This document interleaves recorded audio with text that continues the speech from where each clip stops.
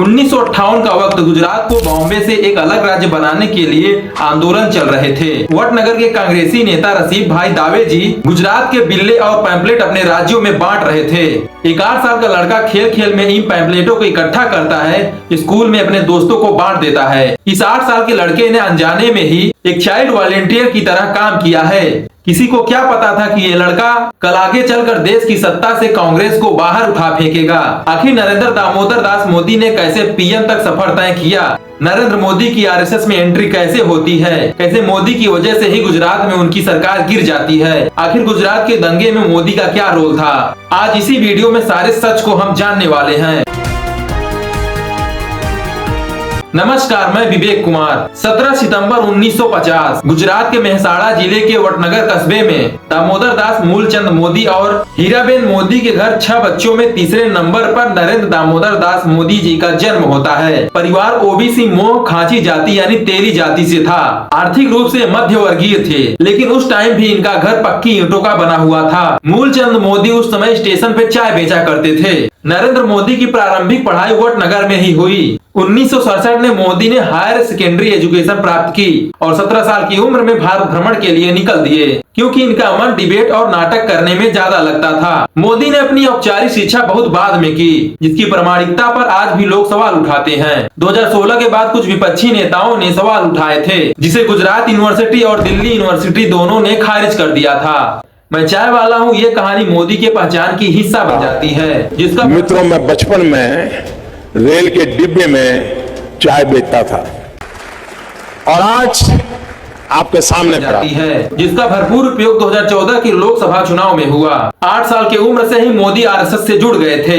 1971 में मोदी आरएसएस के पूर्णकालिक प्रचारक बन गए थे। 1995 से 97 के बीच आपातकाल के दौरान वो भूमिगत रहकर लोकतंत्र समर्थक गतिविधियों में सक्रिय रहे। 1985 में आरएसएस ने नरेंद्र मोदी को बीजेपी में भेजा, जहां तक उन्होंने संगठन के कामों में तेजी से पहचान बनाई। भाजपा और आरएसएस के कामकाज के लिए नरेंद्र मोदी विदेश की कई यात्राओं पर गए, जहां 2005 में गुजरात दंगों के बाद अमेरिका ने मोदी का वीजा रद्द कर दिया था। 1995 और 1998 के गुजरात और हिमाचल चुनावों में पार्टी रणनीति में मोदी की अहम भूमिका रही, जिसके बाद मोदी को दिल्ली में महासचिव बनाया गया। आरएसएस मोदी के राजनीतिक जीवन की नींव रही। संगठनात्मक अनुशासन, विचारधारा और नेटवर्क तीनों संघ से ही आए थे। अमित शाह से उनका परिचय 1980 के दशक के अंत में आरएसएस और भाजपा के गुजरात संगठन के दौरान हुआ। दोनों की जोड़ी गुजरात बीजेपी में मजबूत हो गई। शाह मोदी के सबसे भरोसेमंद रणनीतिकार के तौर पे उभरे। 2001 में जब मोदी गुजरात के सीएम बने, तब से लेकर आज तक अमित शाह नरेंद्र मोदी की राजनीतिक धुरी बने हुए हैं। 1990 के दशक में राम मंदिर आंदोलन के दौरान मोदी आरएसएस और बीजेपी के भीतर संगठनात्मक कार्यों में सक्रिय थे। 1990 में लाल कृष्ण आडवाणी की रथ यात्रा की योजना में मोदी ने अहम भूमिका निभाई थी। हालांकि 6 दिसंबर 1992 को बाबरी मस्जिद विध्वंस के समय वे सीधे घटना स्थल पर मौजूद नहीं थे, लेकिन आंदोलनों में व्यापक तौर पर खुले मंच से जुड़े हुए थे। 2001 में केशुभाई के इस्तीफे के बाद मोदी को अचानक गुजरात का मुख्यमंत्री बनाया गया। तब मोदी अभी तक एक चुनाव तक नहीं लड़े थे। 27 फरवरी 2002 गोधरा स्टेशन के पास साबरमती एक्सप्रेस की एक बोगी में आग लगने से 59 लोगों की मृत्यु हो जाती है। इसके बाद 3 दिन तक गुजरात में सांप्रदायिक दंगे हुए, काफी हिंसा हुई, जिसमें आधिकारिक आंकड़ों के मुताबिक 2500 से ज्यादा लोग मारे गए थे, जिसमें ज्यादातर लोग मुस्लिम समुदाय के थे। 7 बजे डिलीवरी हो रही है, 7 बजे उसका रेप हो रहा है, जब उसका पेट चीरकर बच्चा जिंदा निकालकर तलवार से 2 टुकड़े कर रहे हैं हम लोग, और जिंदा बच्चा निकला।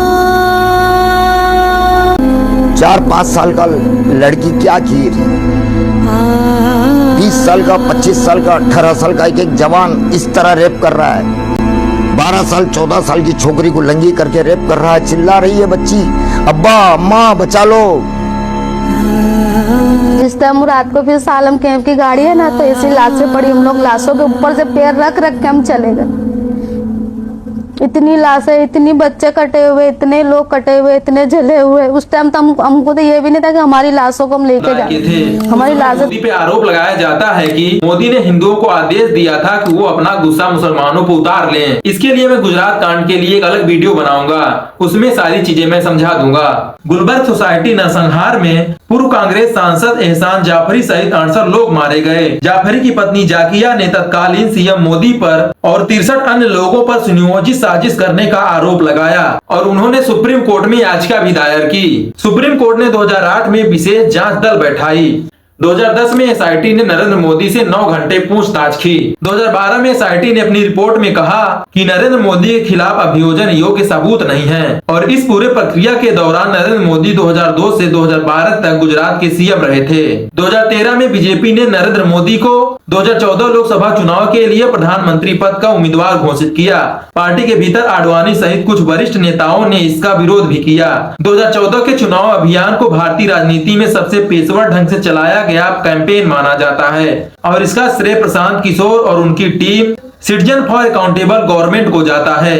प्रशांत किशोर ने data analytics, micro technology, 3D rally और चाय पर चर्चा जैसे इनोवेटिव फॉर्मेट डिजाइन किए। सोशल मीडिया पर भी अभियान बेहद आक्रामक और संगठित तरीके से चलाया गया। नतीजा बीजेपी को अकेले ही 282 सीटों का बहुमत मिला, जो 1984 के बाद किसी पार्टी के लिए पहली अकेली बहुमत की सरकार थी। बाद में प्रशांत किशोर और मोदी के रास्ते अमित शाह ने अलग कर दिए। 2014 में मोदी ने चुनावी हलफनामे में पहली बार आधिकारिक तौर पर यशोदाबेन को पत्नी का दर्जा दिया।